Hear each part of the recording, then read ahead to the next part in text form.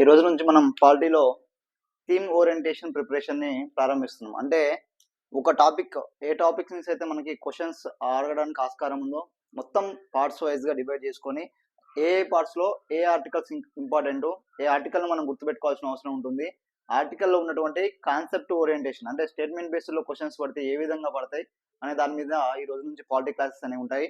ఇందులో భాగంగా మనం మొదటగా ఫస్ట్ పార్ట్ చూసినట్టయితే మనకి మొదటి పార్ట్ అనేది దేశ భూభాగాల గురించి మనకి తెలియజేస్తున్నటువంటి భాగం అనమాట.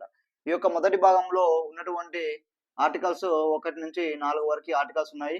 ఈ ఆర్టికల్స్ లో మనకి ముందుగా చూసినట్లయితే మొదటిది భారతదేశం అనేది రాష్ట్రాల యూనియన్ గా పేర్కొనడం జరిగింది. మొదటి ఆర్టికల్ ప్రకారం భారతదేశం అనేది రాష్ట్రాల యూనియన్ గా పేర్కొనడం జరిగింది.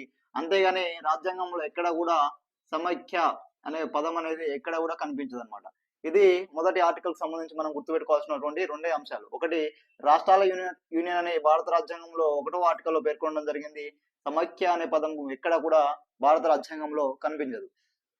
నెక్స్ట్ రెండో ఆర్టికల్ ఏంటంటే మనం విదేశీ భూభాగాలు ఏవైతే విదేశీ భూభాగాలని మన దేశంలో కలుపుకోవడం కానీ లేకపోతే మన దేశం యొక్క భూభాగాలని విదేశాలకి బదిలీ చేయడం గురించి తెలియజేసే ఆర్టికలే ఈ యొక్క రెండో ఆర్టికల్. మూడో ఆర్టికల్ ఏంటంటే నూతన రాష్ట్రాల ఏర్పాటు అంటే రాష్ట్రాల పునర్వ్యవస్థీకరణ గురించి తెలియజేస్తున్నటువంటి అధికరణ ఈ యొక్క మూడవ అధికరణ. ఏదైతే 1950 కంటే ముందు మనకి part A B C D ఇట్లా నాలుగు రకాలుగా రాష్ట్రాల విభజన అనేది ఉండేది. ఈ యొక్క 1950 కంటే ముందు ఉన్నటువంటి ఈ పార్ట్ ఏబిసిడి ఈ యొక్క రాష్ట్రాలని 1956లో 14 రాష్ట్రాలు ప్లస్ 6 కేంద్ర పాలిత ప్రాంతాలుగా భారత పార్లమెంట్ అనేది విభజించడం జరిగింది. అయితే భారత రాజ్యాంగంలో ఈ యొక్క రాష్ట్రాల పునర్వ్యవస్థీకరణ అనేది ఈ యొక్క అధికరణ 3 ప్రకారం ఏర్పాటు చేయడం జరుగుతుంది.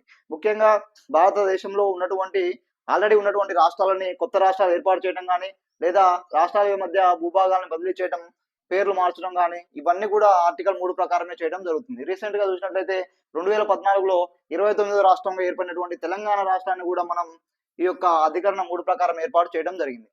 అయితే ఇక్కడ గుర్తుంచుకోవాల్సిన కాన్సెప్ట్ ఓరియంటేషన్ ఏంటంటే అసలు ఈ యొక్క నూతన రాష్ట్రాన్ని ఏర్పాటు చేయాలనుకుంటున్నాం అంటే ఒక రాష్ట్రం ఉంది, ఈ రాష్ట్రాన్ని నుంచి విభజించి ఇంకొక రాష్ట్రాన్ని ఏర్పాటు చేయడం కానీ లేకపోతే దీని యొక్క భూభాగాన్ని మార్చడం కానీ లేకపోతే దీని యొక్క పేరు మార్చడం కానీ ఇలాంటి అన్ని చేయాలంటే ఒక పద్ధతి ఉంటుంది, అంటే ఒక ప్రాసెస్ ఉంటుంది. ఆ ప్రాసెస్ మీద మనకి క్వశ్చన్స్ పడే అవకాశం ఉంటుంది.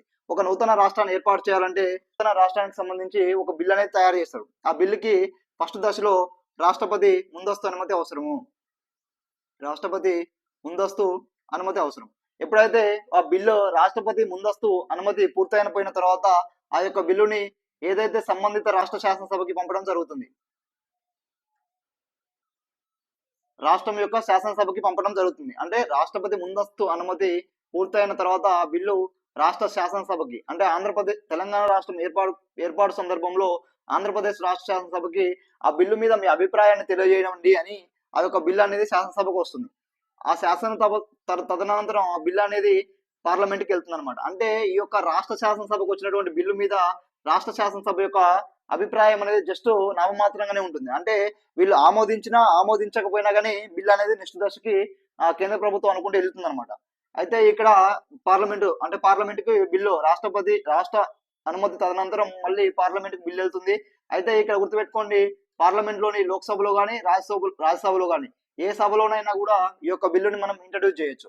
ఇంట్రడ్యూస్ చేసిన తర్వాత ఈ బిల్లు 2 సభల్లో కూడా సాధారణ మెజారిటీ అని అనుకుంటాం. ఒక రాష్ట్రాన్ని ఏర్పాటు చేయాలంటే రాజ్యాంగ సవరణ అవసరం, లేకపోతే 2/3 వంతు మెజారిటీ అవసరం, అలాంటి అన్ని థింక్ చేస్తుంటారు. అలాంటి ఏం అవసరం లేదు. ఒక రాష్ట్రాన్ని చాలా ఈజీగా జస్ట్ సాధారణ మెజారిటీతో కేంద్ర ప్రభుత్వం అనేది ఏర్పాటు చేయడం జరుగుతుంది. ఎప్పుడైతే సాధారణ మెజారిటీ తర్వాత ఈ బిల్లు ఆమోద ప్రక్రియ పూర్తయిపోయిందో తదనంతరం బిల్లు మళ్ళీ రాష్ట్రపతికి ఆమోద ముద్ర కోసం వెళ్తుంది. ఇక్కడ గుర్తుపెట్టుకోండి, ఇంపార్టెంట్ పాయింట్, రాష్ట్రపతి ఈ బిల్లుని తిరస్కరించడానికి అవకాశం అనేది లేదు. ఈ చివరి దశలో మనం రాష్ట్రపతి సాధారణ మెజారిటీతో ఆమోదించినా కానీ బిల్లు ఇక్కడికి వస్తుంది, ఏది రాష్ట్రపతి దగ్గరకు వస్తుంది. రాష్ట్రపతి దగ్గరకు వచ్చినప్పుడు బిల్లు మాత్రం తిరస్కరించడానికి అవకాశం లేదు. ఎందుకు అవకాశం లేదంటే మీరు ఈజీగా గుర్తుపెట్టుకోండి, ఆల్రెడీ ముందస్తు అనుమతి ఇచ్చిండు. ముందస్తు అనుమతి ఇచ్చిన తర్వాత మళ్ళీ ఎవరైనా తిరస్కరించడం అట్లా గుర్తుపెట్టుకునే ప్రయత్నం చేయండి. ఇక్కడ ముందస్తు అనుమతి అవసరం రాష్ట్రాల పునర్వ్యవస్థీకరణ బిల్లుకి, రాష్ట్రపతి తిరస్కరించే అవకాశం లేదు. మీకు ఈ రెండింటి దగ్గర స్టేట్మెంట్ బేస్ లో కన్ఫ్యూజన్, కింది వాటిలో సరైనది కానిది, సరికానిది సరైనది అన్నప్పుడు రాష్ట్రపతి ముందస్తు అనుమతి అవసరం లేదు అని ఇవ్వచ్చు, అవసరం ఉంది అని పెట్టాలి. ఇక్కడ రాష్ట్రపతి కంపల్సరీ ఆమోదించాల్సిన అవసరం ఉంటుంది. బట్ స్టేట్మెంట్ లో ఎగ్జామ్ లో మనకి రాష్ట్రపతి తిరస్కరించవచ్చు, లేకపోతే మళ్ళీ రిటర్న్ పంపించవచ్చు, పునర్సమీక్షించమని పంపించవచ్చు అని అడిగే అవకాశం ఉంటుంది. కాబట్టి ఈ బేస్ లో మనకి ఇట్లా కాన్సెప్ట్ ఓరియంటేషన్ లో ఇక్కడ గుర్తుపెట్టుకోవాల్సిన అవసరం ఉంటుంది.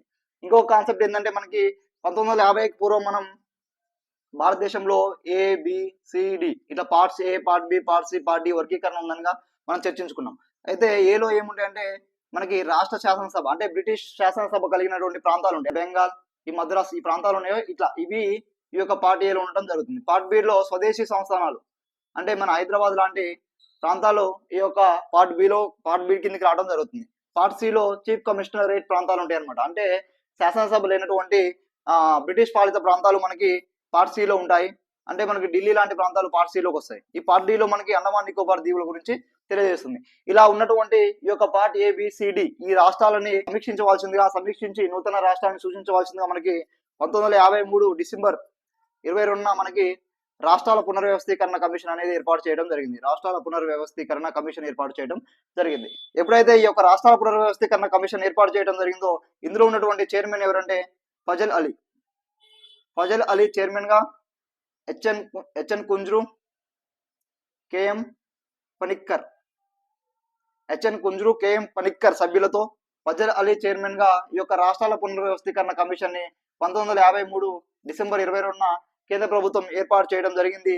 ఈ యొక్క రాష్ట్రాల పునర్వ్యవస్థీకరణ కమిషన్ పరిపాలన సౌలభ్యం కొరకు రాష్ట్రాన్ని పునర్వ్యవస్థీకరించుకోవచ్చు అని సిఫార్సులు చేయడం జరిగింది. ఈ యొక్క రాష్ట్రాల పునర్వ్యవస్థీకరణ కమిషన్ యొక్క సిఫార్సుల మేరకు భారత ప్రభుత్వం 1956లో చేసినటువంటి 7వ రాజ్యాంగ సవరణ ద్వారా భారతదేశంలో ఉన్నటువంటి రాష్ట్రాలని 14 రాష్ట్రాలు ప్లస్ 6 కేంద్రపాలిత ప్రాంతాలుగా విభజించడం జరిగింది. ఇది భూభాగాలకు సంబంధించినటువంటి పార్ట్.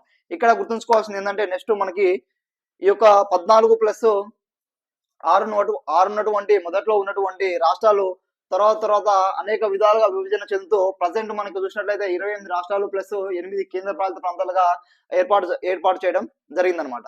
ఆ వరుస క్రమంలో రీసెంట్ గా ఏర్పడినట్లయితే చూసినట్లయితే 2019లో మనకి జమ్మూ అండ్ కాశ్మీర్ ఈ ఒక రాష్ట్రంగా డివైడ్ అయ్యి జమ్మూ కాశ్మీర్ అండ్ లడక్ కేంద్రపాలిత ప్రాంతాలుగా డివైడ్ అయినాయి. దీనికంటే ముందు 2014లో మనకి 29వ రాష్ట్రంగా తెలంగాణ రాష్ట్రం ఏర్పాటు చేయడం జరిగింది. దానికంటే ముందు 2000 సంవత్సరంలో మనకి ఉత్తరాఖండ్, ఛత్తీస్గఢ్, జార్ఖండ్ ఈ రాష్ట్రాలు ఏర్పాటు చేయడం జరిగింది. ఈ సీక్వెన్స్ కూడా పుస్తకంలో ఏదైతే రాష్ట్రాలు ఏర్పాటు చేయడం జరిగిందో అవి అడిగే అవకాశం ఉంటుంది. కాబట్టి ఇట్లా కూడా గుర్తుపెట్టుకునే ప్రయత్నం చేయాలన్నమాట. ఇంకొకటి చూసినట్లయితే మనకి ఈ యొక్క భూభాగాలకు సంబంధించి జమ్మూ కాశ్మీర్ కి ప్రత్యేక ప్రతిపత్తిని కల్పిస్తూ మనకి 370 ఆర్టికల్ అనేది ఉండేది. దాన్ని 2019లో దీన్ని కూడా రద్దు చేయడం జరిగింది. ఇది మొదటి భాగానికి సంబంధించినటువంటి దేశంలో ఉన్నటువంటి భూభాగాలకు సంబంధించినటువంటి మొదటి భాగం.